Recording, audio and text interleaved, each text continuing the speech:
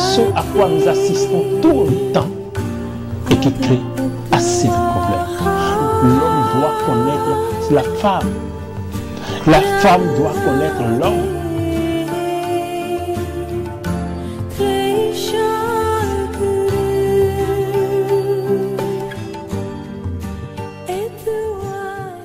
Amoureux du métaphysique, bienvenue dans votre émission Au-delà de l'invisible mystère.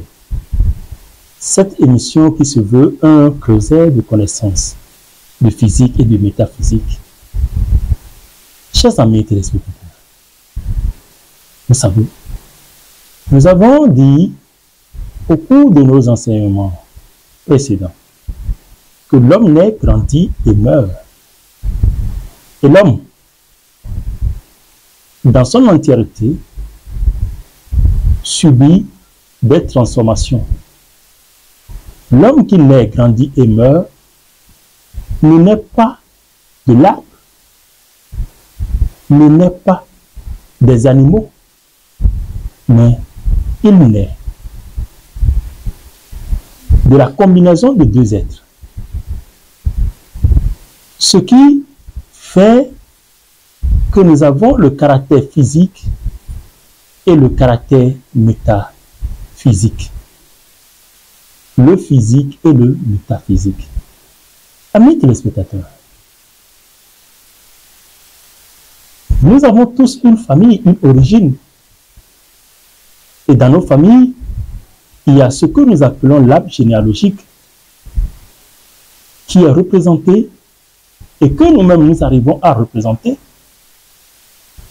On commence par nous-mêmes, on va à nos parents, on va à nos grands-parents, nos arrière-grands-parents, ainsi de suite, et de là, on arrive à réaliser l'arbre généalogique de notre famille.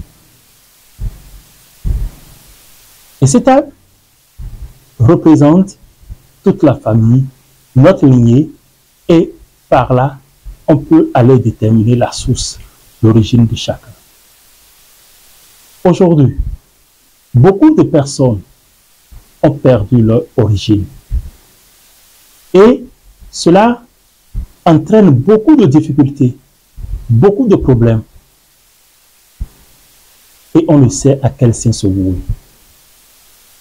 D'autres l'assimilent à la sorcellerie, aux difficultés de la vie, au destin. Mais est-ce que c'est de cela qu'il s'agit réellement? Oui.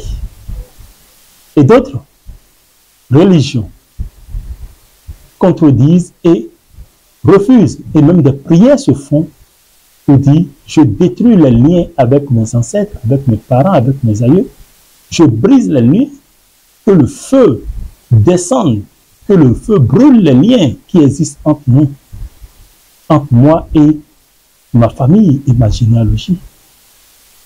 Ce sont tant de questions, tant de sujets, tant de problèmes, tant de sujets, tant d'interrogations, je dirais-je, auxquelles je répondrai au cours de ces quelques minutes. Et sur ce, j'annonce le thème de ce jour. Lequel thème est le code de la descendance. Quel est le code de ta descendance? Le code de ta vie. Sans le code de ta descendance, tu ne peux jamais te réaliser. Amis téléspectateurs, amoureux du métaphysique, merci de vous asseoir confortablement et de suivre juste après ceci. Annonceur, cet espace vous est réservé pour faire connaître vos produits et services partout au Bénin et à travers le monde. Pour tout renseignement, contactez le plus 229 97 54 64 09 ou le plus 229 96 44 69 54. Faites passer le message autour de vous. AIF TV International, une nouvelle télé, la vôtre. Avant qu'il y ait naissance, il y a d'abord deux jeunes couples, un homme, un garçon, issus d'une famille avec une certaine énergie et une généalogie qui vient rencontrer une femme venant d'une autre famille avec une certaine généalogie et un égrégore, l'homme aussi étant venu avec son égrégore, les deux viennent s'accoupler. Et au cours de l'accouplement, l'homme libère le sperme et la femme libère l'ovule. Dans le sperme, il y a des milliers de spermatozoïdes et un seul spermatozoïde arrive à féconder l'ovule. Il y a la formation de l'œuf et le processus continue jusqu'à ce que l'enfant arrive. Voilà chez l'homme. Il y a d'autres animaux qui, à leur niveau, les choses ne se passent pas comme ça. Chez les moutons, par exemple, oui, c'est comme ça eux aussi ils mettent bail. Mais il y a d'autres animaux qui pondent des œufs. Et c'est par les œufs, après les avoir, après un certain temps, que les œufs éclorent et il y a l'être qui sort. Mais chez les hommes, l'œuf se forme au sein et c'est dedans que l'embryon commence. C'est là, après on a l'état de l'embryon, ainsi de suite, ainsi de suite. Et beaucoup de choses se passent. Donc quand je prends l'individu initial, ayant eu des intimités avec une tierce personne, il y a ce qu'on appelle transmission des liens des deux familles qui entrent en jeu, la transmission des énergies intergénérationnelles qui entrent en vie et qui entrent en vue, et cela crée l'énergie. Donc, de physique, nous pourrons directement aller au métaphysique. Donc, les deux vont de pair. C'est le physique qui attire le physique, mais les combinaisons du physique, n'est-ce pas, des deux physiques, va directement vers ce qu'on appelle le métaphysique, qui entre dans une autre dimension qui n'est pas dans la chair. Et quand on va beaucoup plus en profondeur, on parle de la spiritualité. Le métaphysique, on parle déjà de la spiritualité. Le physique, on peut parler sur le plan scientifique. Le plan scientifique et le plan spirituel. La spiritualité n'est pas la religion. La spiritualité n'est pas la religion. Au niveau de la religion, qu'est-ce qui se passe? Il y a la convergence de la foi vers un seul Dieu. Et chacun lutte pour l'entité qui régit cette religion. Quand on parle des chrétiens, on parle de Christ.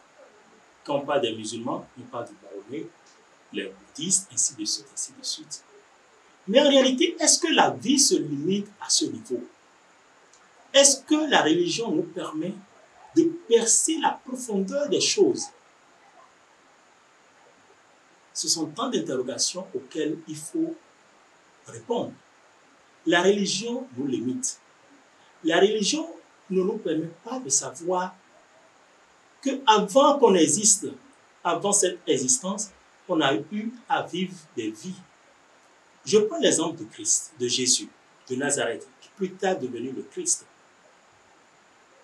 Jésus n'a pas créé de religion lorsqu'il était sur terre. Il allait au niveau des synagogues pour prêcher la bonne nouvelle, pour suivre.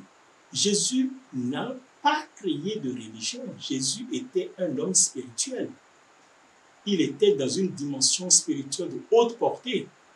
Ce sont ses disciples après qui ont commencé par, n'est-ce pas, par travailler par rapport à ce qu'il avait enseigné. Il a enseigné quoi? Il a enseigné l'amour. Et la loi universelle n'est rien d'autre que l'amour. Le Christ est amour.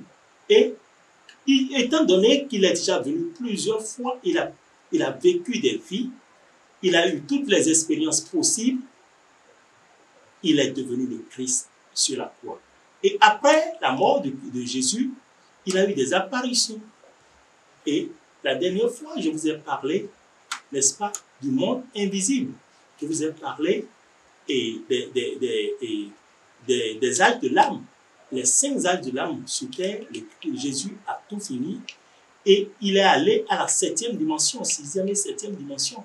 Et c'est ça qui traduit sa mort sur la croix. Et la croix, c'est un rituel. La croix, c'est l'homme debout, les 2 bras écartés, les 2 pieds écartés, comme nous le représentons par l'étoile à 5 côtés, et comme on l'inscrit au niveau du tétragrammaton, les 4 saints noms de Dieu qui sont sacrés. Donc c'est pour vous dire, amis téléspectateurs, que beaucoup de choses restent à être élucidées pour chacun de nous. La religion n'est pas la spiritualité, et la spiritualité n'est pas diabolique. Si quelqu'un, que ce soit dans la religion, que ce soit n'importe où, là où il y a les hommes, il y a le mal. Là où se retrouvent les hommes, il y a le mal. Donc, les gens de mauvais augure peuvent s'infiltrer au niveau de la spiritualité, mais qui sèment le vent contre la tempête. Mais ce n'est pas à dire que ceux qui sont spirituels sont mauvais. En l'homme se retrouve le bien, en l'homme se retrouve le mal. Même dans la Bible, il y a le bon, il y a le mal. Donc, chacun a la priorité, a le libre choix de choisir ce qu'il veut. Et on ne juge personne. Donc, lorsque vous choisissez de faire le bien, faites-le bien et faites-le très bien. Lorsque vous choisissez de faire le mal, faites-le et faites-le très bien. Ce qui est sûr, chacun en aura pour sa récompense. Donc, c'est pour vous dire que de cesser de juger ce que vous ne connaissez pas. Parce que le monde de la spiritualité est si dense qu'aucune personne ne peut accéder à la connaissance parfaite. On finit de grandir, mais on ne finit jamais d'apprendre. Et la connaissance est universelle. Et la loi universelle qui est au-dessus de toutes les lois est la loi de l'homme. Et c'est ça la religion de Christ. C'est ça ce que le Christ a amené. Et lorsque vous voyez, on retourne à la Bible, vous allez voir, on a parlé de Jésus jusqu'à l'âge de 12 ans. Mais de 12 ans jusqu'à 33 ans où il est mort, on dirait que ce passage est effacé. On ne retrouve pas ce passage. Mais on retrouve sa vie à partir de 33 ans où il a fait quelques jours et il a rentré. Et le 33, c'est un chiffre significatif, sacré. Donc, chers amis téléspectateurs, il y a beaucoup de choses. Jésus a reçu toutes les initiations possibles. Jésus est un initié, Jésus est un spirituel de haut gamme. Le spirituel ne crée pas de religion, mais le spirituel arrive à nourrir les âmes à travers sa parole, à travers ses enseignements, à guider le peuple, à donner à chacun l'élément qui lui manque afin qu'il ait le code de sa vie, afin de se parfaire pour devenir. Amis téléspectateurs, quand nous revenons à ce qu'on était en train de dire, la rencontre de l'homme et de la femme, chacun étant chargé d'une certaine énergie, même lorsqu'on prend Jésus, tel que j'étais en train de le dire, Jésus aussi a une généalogie qui se retrouve dans la Bible, la généalogie de Jésus. Donc nous ne devons jamais nier notre généalogie. Nous ne devons jamais nous séparer de notre source. Et aucun feu, que le feu descende et brise, aucun lien ne doit être brisé. Et si vous devez briser un lien, c'est vous. Et comment briser un lien? Je vais vous montrer aujourd'hui le code, n'est-ce pas, de votre descendance. Et c'est à partir de ce code qu'il faut savoir où est la source même de la réalisation de soi. Chers amis téléspectateurs, vous savez, j'ai parlé de l'étape physique et du métaphysique. Le physique, la rencontre. Alors, qu'avant que quelqu'un nous rencontre, un homme ne rencontre une femme, un garçon ne rencontre une femme, il y a tout un processus, il y a des luttes. Dans une famille, il y a des étapes. Quand nous prenons par exemple l'homme, à la puberté, le garçon commence par faire quoi? Par développer des signes il y a la voix qui devient rauque, il y a les poils qui commencent par sortir. Il y a les poils qui commencent par sortir au niveau des aisselles, il y a au niveau du stès un développement, les testicules qui commencent par produire le spermatozoïde à la puberté. Par contre, lorsque nous prenons la femme, chez la femme, c'est un peu plus particulier. Depuis le ventre de la mère, la femme, il y a d'abord au cours des 2 premières semaines après l'ovulation, après la fécondation, chez la femme, à partir des 6 premières semaines, il y a déjà la formation des ovaires. À partir des 6 premières semaines, il y a déjà la formation des ovaires. Et à partir de la 12e semaine, il y a déjà les ovaires qui commencent par faire quoi? Par libérer les ovocytes. Les ovaires commencent déjà par libérer les ovocytes. Qu'est-ce que je voudrais dire juste par là? Je voudrais juste dire que l'ovogénèse débute déjà dans le ventre de notre mère, au niveau des femmes. L'ovogénèse commence déjà au niveau des enfants, dès le ventre, au niveau des filles, dès le ventre maternel. Donc l'ovaire se forme déjà au cours des 6 premières semaines.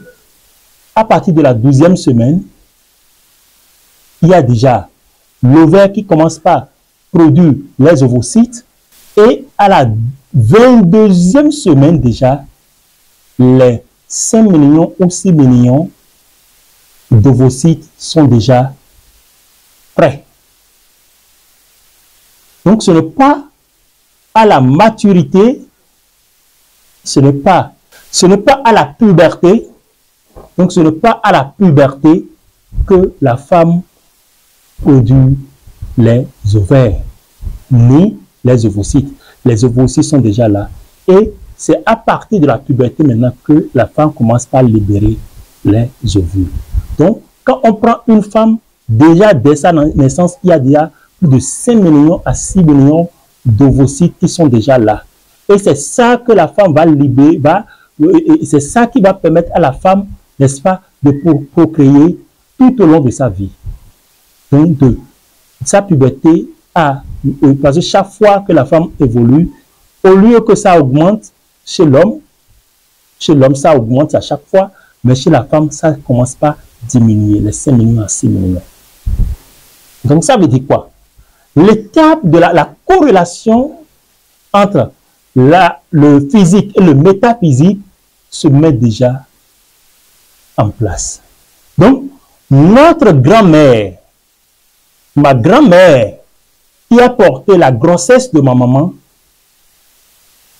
n'est-ce pas, a le lien, il y a un lien, parce que c'est ma grand-mère qui a porté ma maman en son sein. Ma grand-mère a porté ma maman en son sein. On est d'accord. Et depuis le ventre de ma grand-mère, les ovocytes, les plus de 5 millions à 6 millions d'ovocytes, qui devaient, dont l'un a fait que moi je suis né, existaient déjà depuis le ventre de ma grand-mère.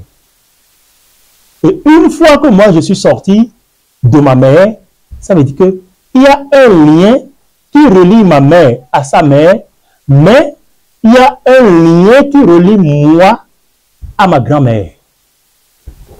Ainsi de suite, ainsi de suite, ainsi de suite. Et ce lien ne s'efface pas comme ça. Je ne sais pas si vous avez compris. Donc, le code de notre descendance se situe au niveau de notre grand-mère maternelle. Et c'est pourquoi chez nous, en Afrique, les enfants issus de femmes sont beaucoup plus considérés dans la maison maternelle, même plus que dans la maison paternelle. Parce que ce lien sacré cet ADN existe, tire son origine de quelque part. C'est pourquoi les gens peuvent être noirs, mais ils peuvent faire des enfants albinos.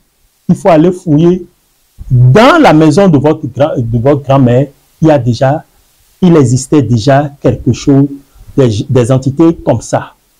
Des enfants qui peuvent devenir très, très clairs. Il faut aller chercher, vous allez voir. Il y a un gène comme ça, dès l'origine, qui existe. Et l'un des ovocytes, parmi les 5 millions à 6 millions d'ovocytes, il y a un qui porte ce gène, cet ADN, qui est communiqué à cet enfant. Donc c'est pour dire, le code, n'est-ce pas, de la descendance se trouve au niveau de notre grand-mère. Où est-ce que le bas blesse? Dans les temps anciens, il y a beaucoup, avant qu'un mariage ne s'opère, il y a beaucoup de choses qui se passent. Soit c'est un mariage forcé, on vient, on cherche la femme de force, on l'amène chez l'homme qui ne désire pas peut-être et qui lui a été imposé.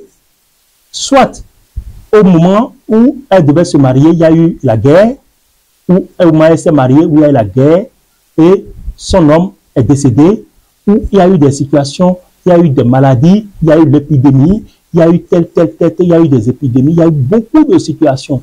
Et si la grand-mère a eu des chocs au cours de cette période, vous allez voir, ces informations sont transférées directement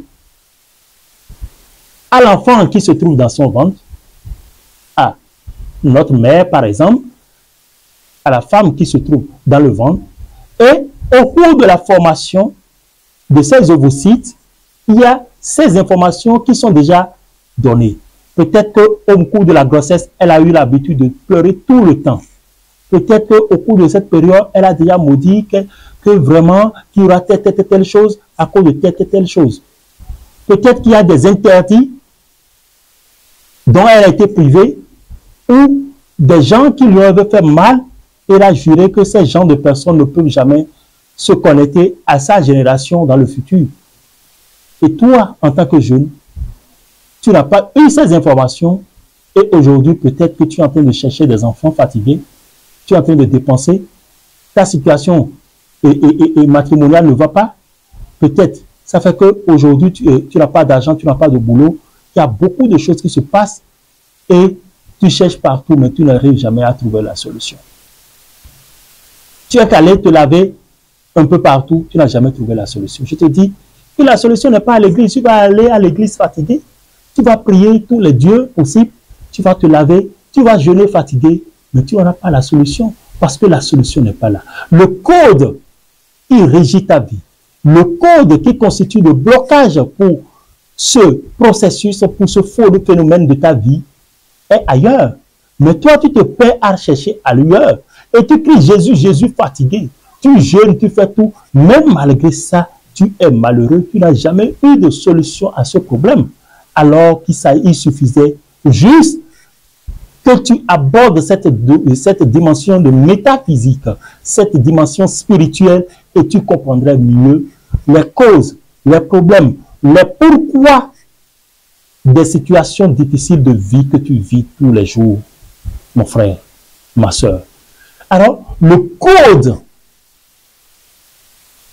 de notre descendance qui se trouve au niveau de notre grand-mère est sacré. Beaucoup, aujourd'hui, sont en ville, beaucoup ont fui, n'est-ce pas, la maison, et ils se disent, ma grand-mère maternelle, elle est sorcière. Ma grand-mère, elle est ci. Ma grand-mère, elle est mauvaise. Elle n'aime pas mon papa. Elle n'aimait pas. Elle ne faisait pas ci. Elle a été ci. Elle a été ça. Je la maudis. Je ne veux avoir aucun lien. Sans savoir que vous vous trompez. Chers amis téléspectateurs de Métaphysique, le professeur Ignace Rama est là pour vous aider à comprendre les codes, les secrets, les vérités de la vie présente, de la vie passée et du futur. Il est très important que chacun se revoir, la connaissance de soi. Connais-toi toi-même. Nous ne voulons pas nous connaître.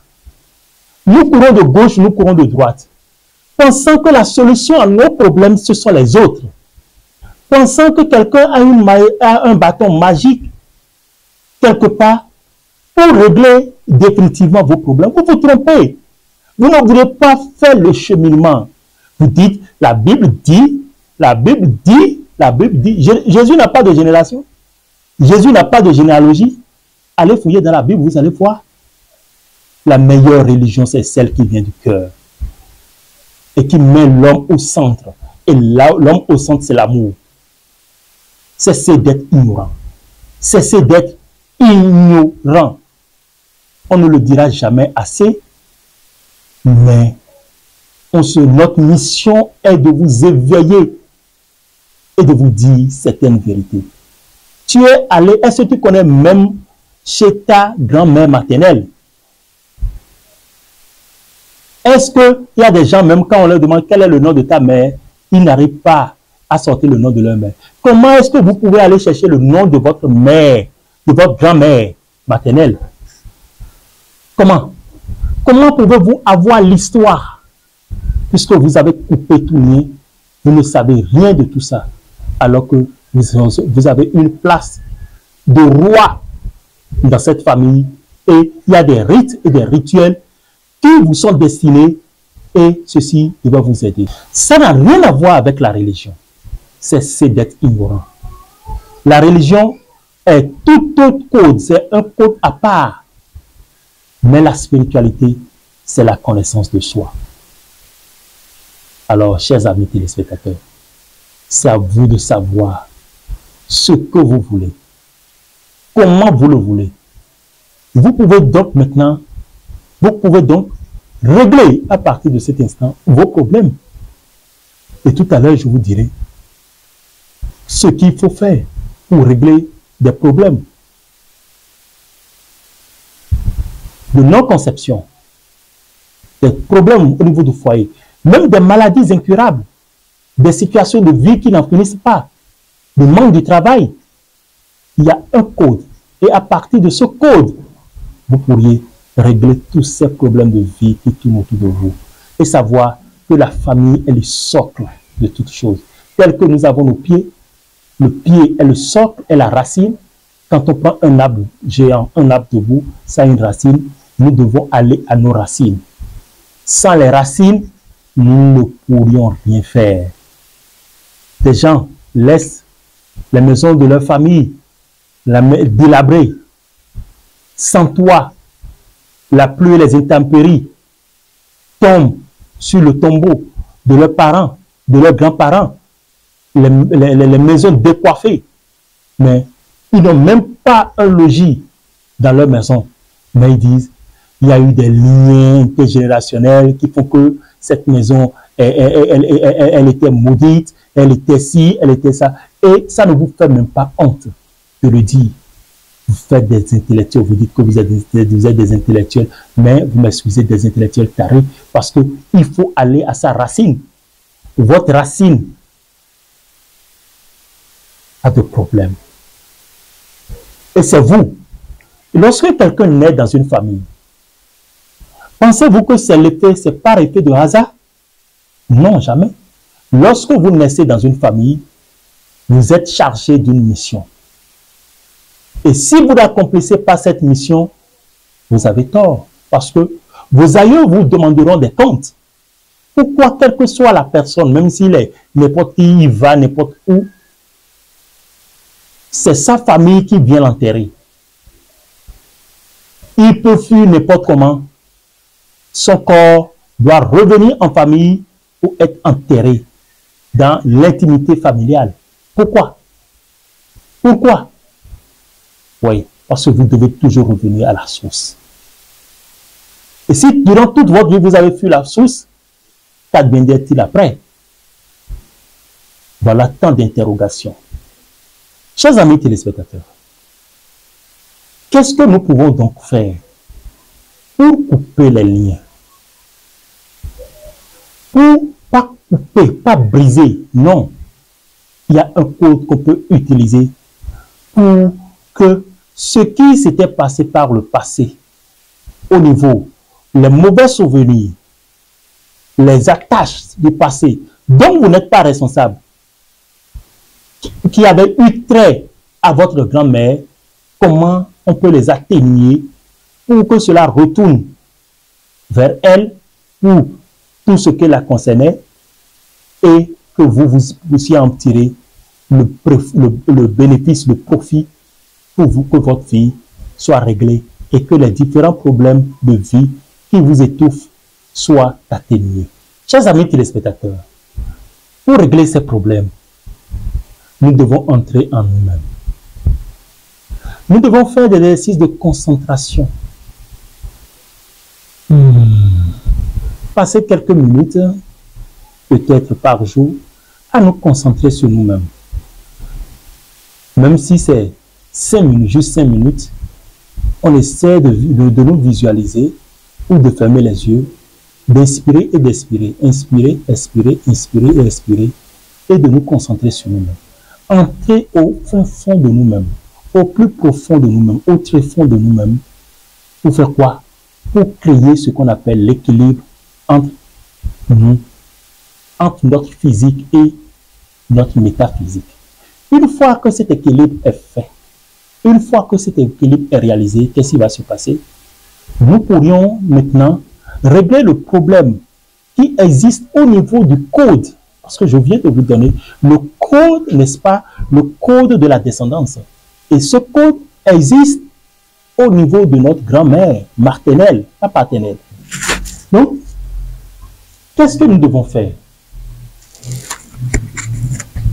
Une fois que nous sommes entrés en nous-mêmes, nous avons fait cet exercice de concentration sans qu'aucun bruit du dehors n'ait assez pour nous troubler.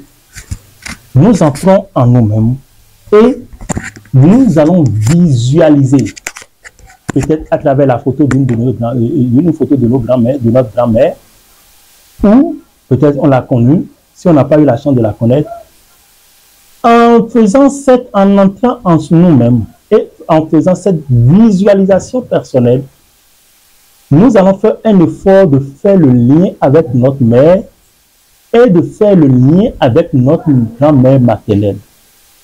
Nous entrons, nous nous concentrons, nous faisons le lien avec notre grand-mère maternelle. Nous arrivons, nous ferons l'effort de nous connecter à lui. Une fois que nous l'avons fait, c'est un exercice de concentration. Une fois que nous l'avons fait et que nous nous sommes connectés à lui à travers les générations, nous allons commencer par penser à sa vie, comment elle était devenue plus jeune, comment elle était enfant, sa naissance, ses moments de plaisir, ses moments de joie, tout ce qu'elle a eu à vivre au niveau de son enfance. Il faut imaginer un enfant nouveau-né, la joie de la famille, les difficultés, le fait de surmonter les difficultés, comment il a pu retrouver l'amour. Vous voyez, il faut voir les bonnes choses. Comment elle s'amusait, comment vous visualisez tout ça au plus profond de vous-même. Je ne vous ai pas dit d'aller contacter un spirituel ou un truc là. C'est un exercice personnel à faire. Et là, vous visualisez votre grand-mère maintenant à travers vous. Vous faites un effort de vous connecter à elle. Et dans cette connexion, qu'est-ce qu'il faut faire? Il faut prononcer le code de la spiritualité au-dessus de tous les codes qui est l'amour. Il faut prononcer l'amour. Vous devez le faire avec foi, assurance. Vous devez être rassuré de vous-même. Vous devez savoir, vous devez utiliser toute l'énergie, toute la vibration nécessaire pour le faire. Être sûr de ce que vous faites sans douter. Parce qu'il y a deux choses dans cette vie qui confondent l'homme. Il y a la peur et le doute. Vous ne devez pas avoir peur. Vous devez le faire avec beaucoup de foi, de ferveur. Donc, vous vous connectez et vous appelez l'amour. L'amour, l'harmonie et le respect. Parce que vous lui devez respect à part entière. Respect au maximum. Donc, l'amour, l'harmonie et le respect. Vous devez prononcer ça et faire un effort de vous connecter sur ces bases, ces 3 éléments. Une fois que ces éléments ont été réalisés et que cette connexion est arrivée, il faut faire quoi maintenant? Il faut revenir en vous-même et continuer l'exercice. Et comment continuer l'exercice? Il faut établir le lien. Une fois que le lien est établi, le code erroné, les mensonges, les non-dits, qui ne respectent pas les normes de la vie et qui ont eu un effet sur votre grand-mère depuis qu'elle était enceinte de votre mère, il faut maintenant chercher à couper ces lignes. Qu'est-ce qu'il faut faire? Il faut imaginer maintenant un fil rouge, un cordon rouge. Parce qu'on a dit, le cordon ombilical relie la mère à l'enfant. N'est-ce pas vrai? Le cordon ombilical relie la mère à l'enfant. Et il existe toujours un lien entre nous et notre mère. Et c'est comme ça que ce lien existe aussi entre notre grand-mère et nous. Vous voyez? Donc, il faut imaginer un cordon rouge, un fil rouge. Vous imaginez un fil rouge directement se connecter, que vous allez imaginer que ce fil se connecte directement à votre grand-mère. Et en le faisant, vous prenez un ciseau et vous dites que ce ciseau soit en réalité ce code qui vient couper le code erroné, les mauvaises informations qui ne sont pas à vous, des trucs qui sont liés à elle, mais par amour, par harmonie et par respect. Vous dites toujours cela, que tout ce qui est erroné, les codes, les souffrances, les difficultés, tout ce que lui, elle a eu à reçu et qui n'émanait pas de vous, qui n'était pas de votre responsabilité, qui lui appartient, que cela lui retourne. Et que tout ce qui est bon pour vous, au niveau de cet ADN, qui doit faire que, si c'est au niveau de la maladie, pour votre guérison, avec foi, vous allez voir que vous allez obtenir guérison. Pour l'harmonie de votre couple, vous allez l'obtenir. Pour la conception, vous allez l'obtenir. Ça dépend du mal ou des maux que vous vivez. Et c'est justement ce que vous allez faire pour couper ce lien. Et vous allez voir que c'est un exercice très puissant et très fort qui réglera définitivement les problèmes de vie. Et chacun essaie de drainer et de traîner un peu partout sans jamais obtenir une solution. Le code de votre descendance, le code sacré que je viens de vous dire, vous aidera à rompre définitivement, n'est-ce pas, ces codes erronés qui sont liés à vous d'une manière ou d'une autre, dont vous n'êtes pas responsable et qui agit ou interagit dans votre vie et crée autour de vous, n'est-ce pas, et d'autres dimensions obscures, n'est-ce pas, et ce karma dont vous n'êtes pas responsable, mais qui agit sur votre vie et qui vous empêche, n'est-ce pas, d'atteindre votre objectif de vie. Chers amis téléspectateurs, voilà un peu de façon ramassée les informations, le code de la descendance que je viens de vous donner. Vous pouvez me contacter sur mes numéros, le plus 229 97 59 05 25 ou le plus 229 41 42 50 52. Abonnez-vous à ma page YouTube Ignace Rama et vous aurez beaucoup d'autres vidéos. Chers amis téléspectateurs,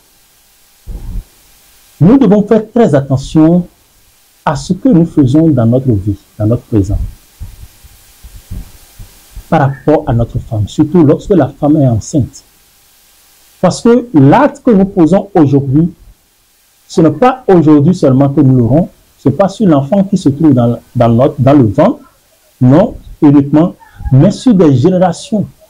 Sur des générations, sur des générations. Et ça peut être, nous pouvons générer du karma, du mauvais karma sans le savoir.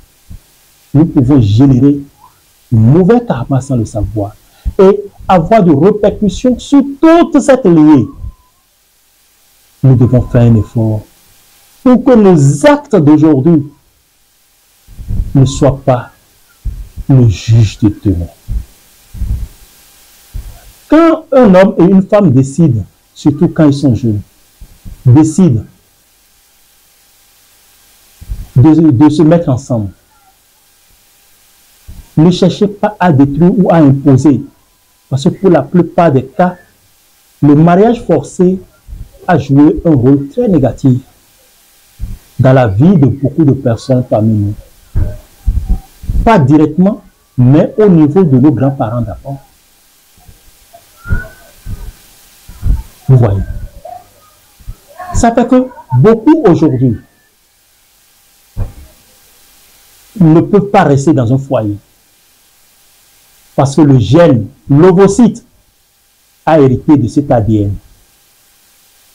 de la grand-mère, et c'est ça qui est en train d'agir sur la petite fille. Beaucoup de personnes sont passées de vie à trépas. On traite encore de ces genres de problèmes sans solution. Alors, s'ils étaient peut-être informés par ce canal, ça peut les aider. Alors, vous qui venez d'être informés, profitez-en. Utilisez ce code pour changer la donne, pour changer le cours de l'histoire, pour changer vos vies. C'est très important. Pour changer vos vies, pour changer votre demain. Chers amis téléspectateurs, pour finir, je vous dirai que la spiritualité devient une nécessité dans la vie de l'homme. La spiritualité devient une nécessité parce que quand nous parlons de physique, nous parlons de métaphysique. Le physique et le métaphysique vont de pair. Ça s'impose à nous. Donc si ce qui existe en vous est traité de diabolique, alors vous êtes diable. Vous êtes le diable en personne. Ne cherchez pas le diable ailleurs. Il existe en vous. Les bonnes pensées et les mauvaises pensées sont en l'homme. La joie et la colère cohabitent ensemble.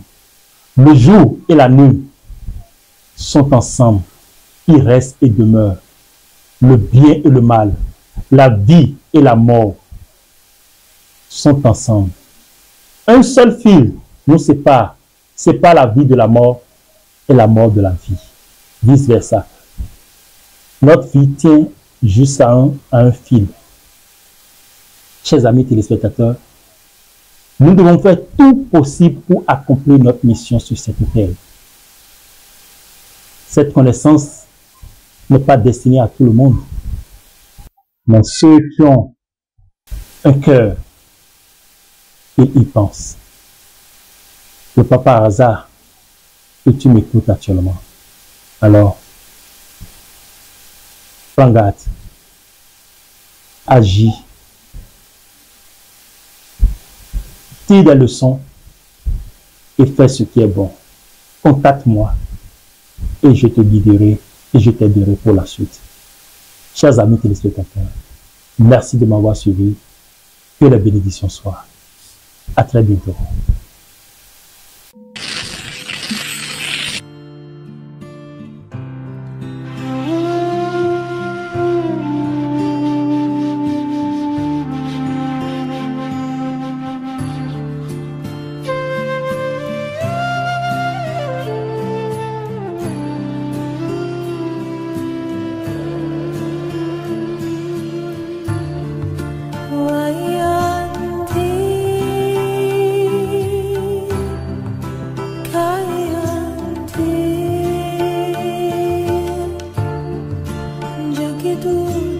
C'est ce à quoi nous assistons tout le temps et qui crée assez de problèmes. L'homme doit connaître la femme. La femme doit connaître l'homme.